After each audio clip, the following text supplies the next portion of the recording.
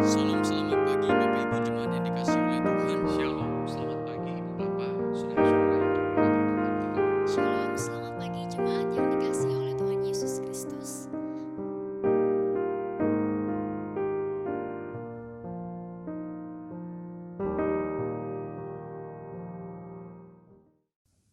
Shalom, selamat pagi Bapak Ibu Saudara-saudari yang terkasih di dalam Kristus.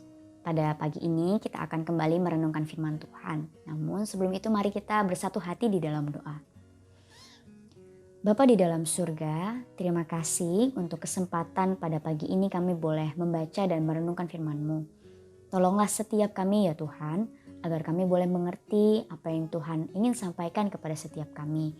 Di dalam nama Tuhan Yesus Kristus kami berdoa. Amin. Bapak Ibu Saudara yang terkasih, bagian yang akan kita renungkan pada hari ini adalah terambil dari Yohanes 8 ayat yang kedua sampai 11. Yohanes 8 ayat 2 sampai 11. Namun saya akan membacakan dari ayat yang ke-7 sampai 11 saja. Bapak Ibu Saudara boleh menyimaknya di Alkitab masing-masing. Perempuan yang berzina. Dan ketika mereka terus-menerus bertanya kepadanya, ia pun bangkit berdiri lalu berkata kepada mereka, "Barang siapa di antara kamu tidak berdosa, hendaklah ia yang pertama melemparkan batu kepada perempuan itu." Lalu ia membungkuk pula dan menulis di tanah. Tetapi setelah mereka mendengar perkataan itu, pergilah mereka seorang demi seorang, mulai dari yang tertua. Akhirnya tinggallah Yesus seorang diri dengan perempuan itu yang tetap di tempatnya. Lalu Yesus bangkit berdiri dan berkata kepadanya, "Hai perempuan, di manakah mereka? Tidak adakah seorang yang menghukum engkau?" Jawabnya, "Tidak ada Tuhan." Lalu kata Yesus, "Aku pun tidak menghukum engkau. Pergilah dan jangan berbuat dosa lagi mulai dari sekarang." Amin, demikian firman Tuhan. Bapak Ibu Saudara yang terkasih, selumbar di mata orang lain dapat terlihat, tetapi balok di mata diri sendiri sulit terlihat. Kira-kira inilah yang bisa saya gambarkan tentang keadaan ahli-ahli Taurat dan orang-orang Farisi. Pada saat itu mereka gencar sekali mau mencari kesalahan Tuhan Yesus agar bisa menghakimi Tuhan Yesus dan membuatnya dihukum. Tetapi mereka tidak sadar bahwa diri mereka lah yang sebenarnya sedang melakukan kesalahan. Bapak Ibu Saudara, di sini para ahli-ahli Taurat dan orang-orang Farisi membawa seorang perempuan yang kedapatan berzina ke tengah-tengah orang banyak. Dan pada saat itu mereka bertanya kepada Tuhan Yesus, "Tuhan, menurut hukum Musa, perempuan yang seperti ini harus dihukum, harus dilempari dengan batu. Bagaimana menurutmu?" Pada saat itu mereka mau menjebak agar Tuhan Yesus kedapatan bersalah. Kalau Tuhan Yesus menentang hukum Musa, maka Tuhan Yesus akan dinyatakan bersalah. Tetapi Bapak Ibu Saudara, di sini kita bisa melihat bahwa Tuhan Yesus sama sekali tidak terlihat menentang hukum Musa. Tapi Tuhan Yesus justru memakai hukum itu untuk membuat mereka berpikir. Tuhan mengatakan, "Barang siapa di antara kalian yang merasa tidak berdosa, ia boleh melemparkan batu kepada perempuan itu untuk pertama kali." Namun faktanya tidak ada seorang pun yang melempari perempuan itu dengan batu. Mengapa? Karena mereka menyadari bahwa mereka juga berdosa. Bapak Ibu Saudara yang terkasih, pada saat itu mereka satu persatu kemudian pergi meninggalkan tempat itu. Dan hanya Tuhan Yesus dan perempuan yang kedapatan berzina inilah tinggal mereka berdua.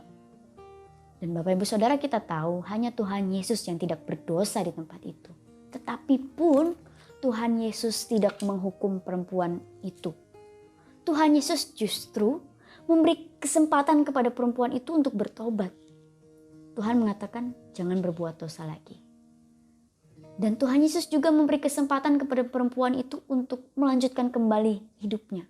Maka Tuhan mengizinkan perempuan itu pergi. Bapak Ibu Saudara yang terkasih dalam Kristus Yesus. Dari hal ini kita bisa melihat bahwa sesungguhnya penghukuman itu adalah bagiannya Tuhan. Tetapi pun kita bisa melihat dari Tuhan Yesus. Tuhan Yesus memberikan pengampunan. Bapak Ibu Saudara, bukankah perempuan yang kedapatan berzinah itu, perempuan yang berdosa itu juga mewakili kita sebagai orang-orang yang berdosa? Kita layak dihakimi, kita layak dihukum karena ketidaktaatan kita kepada Allah. Tetapi di dalam Tuhan Yesus Kristus kita beroleh pengampunan. Dan pengampunan itulah yang seharusnya mengarahkan kita kepada pertobatan yang sejati. Bapak Ibu Saudara, mungkin kita pernah melakukan kesalahan yang besar. Kita merasa sangat tidak layak di hadapan Allah. Tetapi Bapak Ibu Saudara, masa lalu yang kelam, masa lalu yang buruk, kesalahan kita di masa lalu itu tidak bisa membatasi anugerah Kristus untuk mengubah hidup kita. Dan kalau saat ini kita percaya kepada Tuhan Yesus dan kita telah menerima pengampunannya, bukankah seharusnya kita hidup di dalam pertobatan yang sejati? Bapak Ibu Saudara yang terkasih, sebagai orang-orang yang telah mengenal Tuhan Yesus dan telah menerima pengampunan daripadanya, hendaknya kita juga menyuarakan tentang pengampunan itu kepada orang-orang yang belum mengenal Tuhan.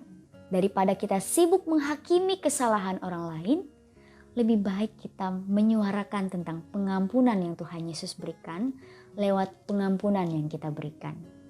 Dan apabila pada hari ini atau pada saat ini atau pada akhir-akhir ini kita belum bisa mengampuni seseorang, marilah kita belajar dari Tuhan Yesus. Tuhan Yesus saja bisa mengampuni kita.